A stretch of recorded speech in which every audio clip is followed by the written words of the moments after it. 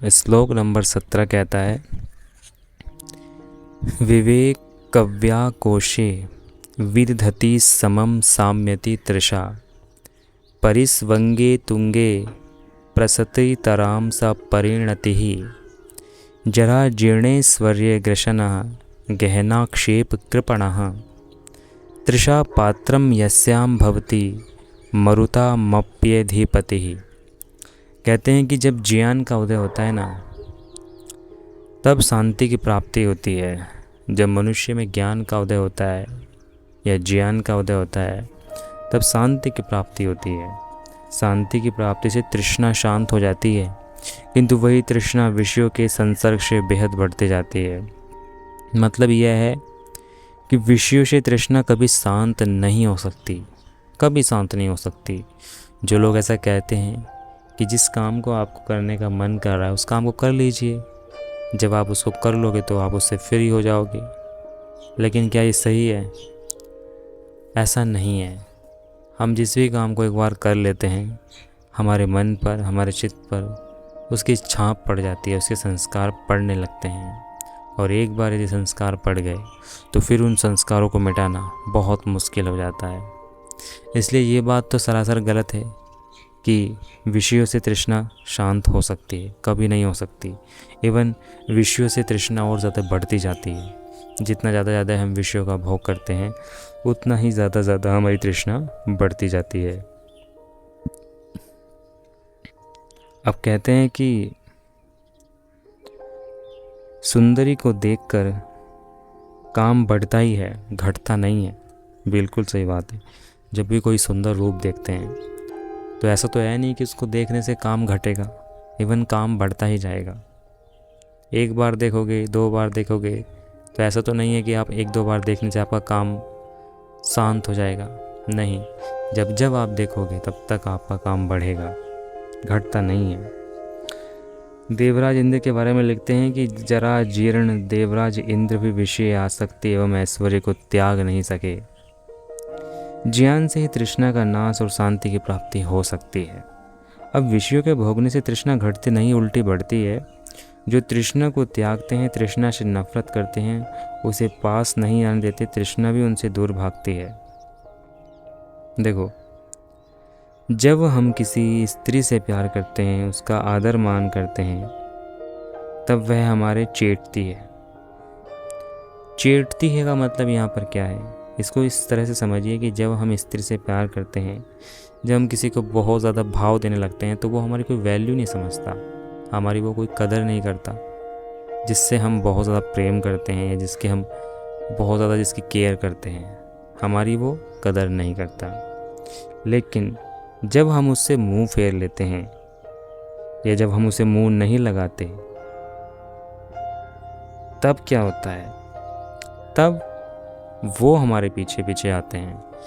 ये देखने में भी आता है कि जब हम जिस व्यक्ति को अपना समय देंगे, अपना टाइम देंगे, अपना सबसे कीमती चीज़ देंगे, ये कह लीजिए हम अपना जिससे हम प्रेम करते हैं उसको तो हम सब कुछ देते हैं, अपना समय देते हैं, सब कुछ उसको देते हैं। अब अगर यदि वो हमसे प्रेम करता है तो बदले में वो भी हमको सब कुछ देगा। लेकिन अधिकांशतः क्या देखने को मिलता है कि जिसको हम सब कुछ देते हैं, बदले में वो हमको कुछ नहीं देता। वो सोचता है कि ये तो हमारे पीछे पागल है, ये तो पागल है। लेकिन ऐसा नहीं है। आप एक चीज़ करके देखिए, जिन लोगों से आप बहुत ज़्यादा आकर्षित हैं, बहुत ज़्यादा जिन लोगों को आप चाहते हैं, ज़रा उनको थोड़ा चाहना कम कीजिए, फिर आप देखेंगे कि वही लोग आपके पीछे पीछे आएंगे। जिन लोगों को आप देख के उनके सम्मुख जाते थे बात करने, उनके पास बैठने, अब आप उनको देख के चुपचाप निकल जाइए। आप देखेंगे कि वो लोग कुछ ना कुछ नोटिस करेंगे, वो सोचेंगे अपने मन में कि इसको क्या हो गया। और जब आप उनसे बात नहीं करेंगे, किसी चीज़ पे रिएक्ट नहीं करेंगे, तब देखेंगे कि पहले आप उनके पीछे जाते थे, लेकिन अब वो आपको फॉलो कर रहे हैं, अब वो आपके पीछे आ रहे हैं। क्योंकि वो देखेंगे कि कुछ ना कुछ इसे क्या हो गया, इसे ऐसा क्या मिल गया जो अब ये सब पहली वाले हरकतें नहीं कर रहा। तो उसी को ये कहते हैं जो तृष्णा से पीछे छुड़ाना चाहे उन्हें विषयों से मुंह मोड़ लेना चाहिए।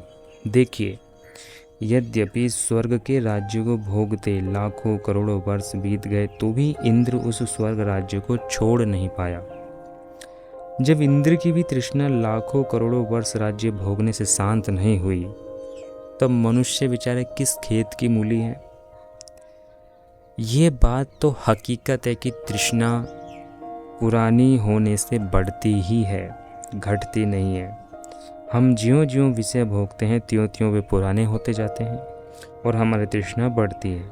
पुराने होने पर उन्हें छोड़ने में हमें बड़ा ही दुख होता है। अब शिक्षा क्या कहती है, शिक्षा क्या मिलती है हमें कि तृष्णा को शीघ्र अतिशीघ्र छोड़ो। जितना जल्दी हो सके इस तृष्णा को समझो और इसको अतिशीघ्र छोड़ो। पुरानी होने से यह पापी ऐसी और बलवती हो जाएगी। जितनी ज़्यादा ये पुरानी होती जाएगी उतना ही ज़्यादा इसमें बल आता जाएगा और फिर आपको इसे छोड़ पाना आपके लिए बहुत ज़्यादा मुश्किल हो जाएगा। फिर उसे त्यागना आपकी शक्ति से बाहर हो जाएगा। आप नहीं त्याग पाओगे, चाहकर भी नहीं त्याग पाओगे। और उसके नाश के लिए ज्ञान का पैदा होना ज़रूरी है। आप लोग सोच रहे होंगे ये ज्ञान क्या बोल रहा है। जिस चीज़ को आप ज्ञान बोलते हो, ज्ञ बोलते हो, उसको मैं ज्ञ बोल रहा हूँ, ज्ञ। ठीक है, तो आप ऐसा भी कह सकते हैं कि उसके नाश के लिए ज्ञान का पैदा होना ज़रूरी है, क्योंकि उसका सच्चा मार्ग ज्ञान ही है, ज्ञान ही है। कहते हैं कि तृष्णा मूल नासाए, होए जब ज्ञान उदय मन। भय विषय में लीन, बढ़े दिन पर दिन चौगुन। जैसे मुग्धा नारी, कठिन कुछ हाथ लगावत। बढ़त काम मद अधिक, तनिक तन में सरसावत। जरा जीर्ण ऐश्वर्य को, त्यागत लागत दुख अति। ते ही तजीवे असमर्थ यह, बासब जो है वायुपति। तो कहने का मतलब ये है कि जितने भी हमारी ये तृष्णाएं हैं, ये जितने भी हमारे डिज़ायर हैं, भोगों को भोगने की जो इच्छाएं हैं, ये केवल और केवल ज्ञान से ही शांत हो सकते हैं। शुद्ध ज्ञान से ही ये शांत हो सकते हैं। अगर आपके पास शुद्ध ज्ञान नहीं है, अगर आप ये सोचते हैं कि जिस भोग को भोगने का मन कर रहा है उसको भोग लूँ, उसके बाद मैं उस भोग से मुक्त हो जाऊंगा, तो ऐसा नहीं है। इवन आप उस भोग में और ज़्यादा लिप्त हो जाओगे। जिस चीज़ को आप एक बार देख लेते हो उसकी छवि आपके मन में अंकित हो जाती है। फिर भले ही आपको वो उस समय याद ना आए, लेकिन कहीं ना कहीं किसी न किसी मौके पर वो आपको दिमाग में टकराएगी ही टकराएगी।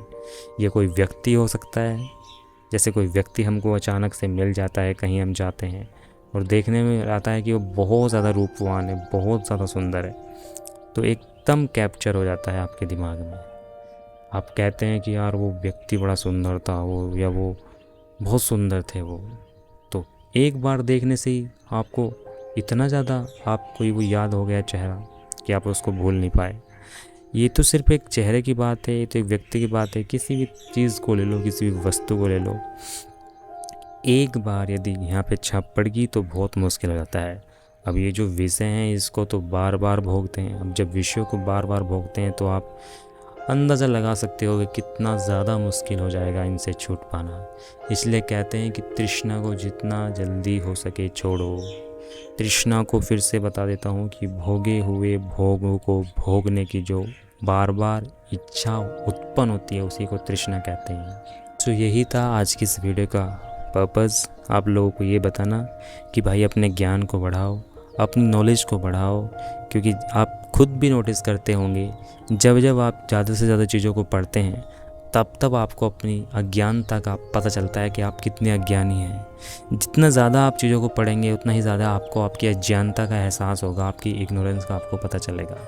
तो सबसे इम्पोर्टेंट चीज़ें क्या है? ज्ञान, योर नॉलेज। अपने ज्ञान को बढ़ाओ, अपनी नॉलेज को बढ़ाओ, और हाँ, जितना जल्दी हो सके तृष्णा को छोड़ो, क्योंकि अगर इसको नहीं छोड़ा तो ये पुरानी होती जाएगी और फिर तो ये कभी छूटने वाली है ही नहीं। ठीक है, सो बस आज की इस वीडियो में इतने रखते हैं।